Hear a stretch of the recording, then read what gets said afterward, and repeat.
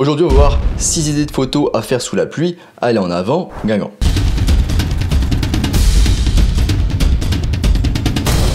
Avant de commencer, je vous rappelle que je vous laisse en description un article beaucoup plus complet au sujet de la photo sous la pluie. Donc n'hésitez pas à aller voir ça en description. Et en description ou en haut à droite de la vidéo, vous avez aussi accès à ma formation gratuite sur les bases de la photographie. Si le sujet vous intéresse, je vous invite à y aller et à vous y inscrire. Les flaques d'eau, les reflets et la symétrie. Les trottoirs, les rues et les routes pluvieuses sont parfaites pour tenter des effets artistiques avec les reflets. Les nombreuses flaques d'eau dans les rues d'une ville pendant ou après un orage offrent de nombreuses occasions de créer de la symétrie. Partez en quête d'une flaque d'eau qui reflète une scène à un minimum intéressante. Essayez plusieurs angles différents, mais généralement ce qui fonctionne le mieux c'est s'approcher au maximum de la surface immobile d'une flaque. Vous devrez presque poser votre appareil photo sur le sol, et en fait plus vous êtes bas et proche de la flaque, plus l'effet sera réussi. Les reflets fonctionnent particulièrement bien la nuit en ville avec du coup les lumières de la ville qui se reflètent dans les flaques d'eau, mais veillez à rester toujours bien visible pour limiter les risques d'accidents qui peuvent se produire lorsqu'on fait de la photo de nuit, surtout par mauvais temps. Donc faites attention à vous quand même. Vous pouvez obtenir un look futuriste à la Blade Runner en explorant les rues humides de la ville la nuit. Deuxième idée, les gouttes de pluie sur une vitre. Alors généralement quand on prend une photo sous la pluie, on ne se sert pas directement forcément de la pluie comme élément principal dans notre photo, mais on s'en sert plus pour y ajouter un élément, un petit peu de consistance à une photo. Ce que je vous propose ici, c'est de renverser la vapeur et d'essayer plutôt de faire de la pluie le sujet principal de votre photo.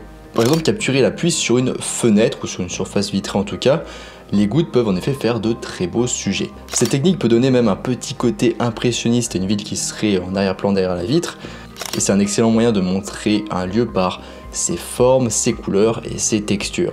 Dans l'exemple ici, la mise au point est faite sur les gouttes et une grande ouverture est sélectionnée, ce qui plonge la ville à l'arrière-plan dans le flou. Troisième idée, un faible contraste tonal et de contraste des couleurs. Si la couche nuageuse est épaisse et ou qu'il y a beaucoup de brume dans votre scène sous la pluie, vous aurez un faible écart entre les zones claires et les zones sombres de votre photo.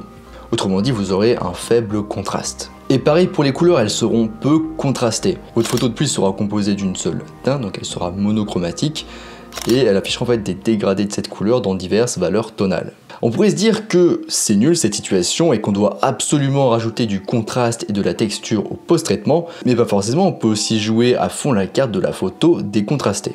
C'est une excellente technique pour renforcer une certaine humeur, on parle aussi de mood, pour ceux qui préfèrent l'anglais, comme la tristesse, le côté morne, monotone et le froid. Les photos à faible contraste donnent une ambiance dramatique, parfois perçue comme sombre, voire effrayante. Ajoutez une pluie battante à cette scène et vous aurez le parfait décor d'un thriller, d'un film à suspense pour ceux qui préfèrent le français. On pourrait aussi faire le choix de contraster tout ce côté désaturé avec une tache de couleur assez vive, avec une personne par exemple qui porterait un kawaii jaune pétant. C'est d'ailleurs un procédé qui est très utilisé dans la première saison de la série Dark. La série Dark qui est une série du coup sur les voyages dans le temps et tout ce qui est paradoxe temporel, etc. Donc je vous conseille vraiment d'aller voir cette série si ce genre de thématique vous intéresse. Quatrième idée, la photographie en noir et blanc.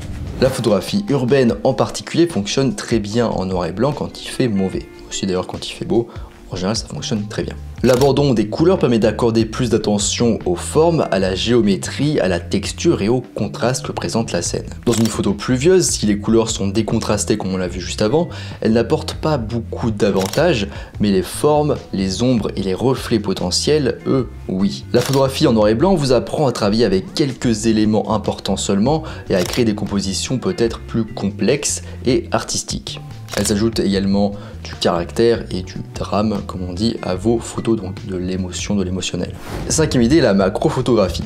La macro est très intéressante à utiliser dans un environnement pluvieux. Les gouttes d'eau, les feuilles et les fleurs, les chaussures boueuses et les matériaux mouillés sont superbes en très gros plans. Les gouttelettes de pluie qui vont venir recouvrir les feuilles, les fruits et toutes sortes de surfaces peuvent ajouter une belle texture et une belle dimension à vos photos. Sixième idée, utiliser la condensation à des fins artistiques. Si le temps est humide et froid à l'extérieur et que la température est chaude à l'intérieur, vous verrez apparaître de la condensation sur toutes les surfaces en verre. C'est un nouvel élément intéressant que vous pouvez ajouter dans vos photographies de rue pour les rendre un peu plus consistantes et mystérieuses. Et d'ailleurs, vous pouvez aussi tout simplement tester ça chez vous avec un petit peu n'importe quelle surface vitrée. Vous pouvez garder de cette manière l'identité de vos sujets cachés et obtenir des résultats étonnants en matière de forme et de couleur. Faites judicieusement la mise au point sur la vitre et passez en mode manuel de la mise au point si nécessaire.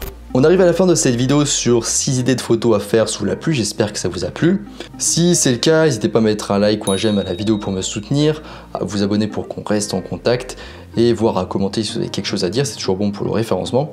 Donc voilà, si vous faites une de ces choses ou plusieurs de ces actions, en fait moi ça m'aide au niveau de la chaîne en général et du coup ça m'aide à continuer les vidéos. Donc merci à tous ceux qui jouent le jeu et qui s'investissent un petit peu dans la chaîne. Je vous rappelle que je vous laisse en description un article beaucoup plus complet sur le même sujet, donc sur le sujet de la photo sous la pluie. Et en description ou en haut à droite de la vidéo, vous avez aussi accès à ma formation gratuite sur les bases de la photographie. Si le sujet vous intéresse, je vous invite à vous y inscrire. Moi je vous laisse ici à vos photos créatives sous la pluie et je vous dis à bientôt sur les internets mondiaux.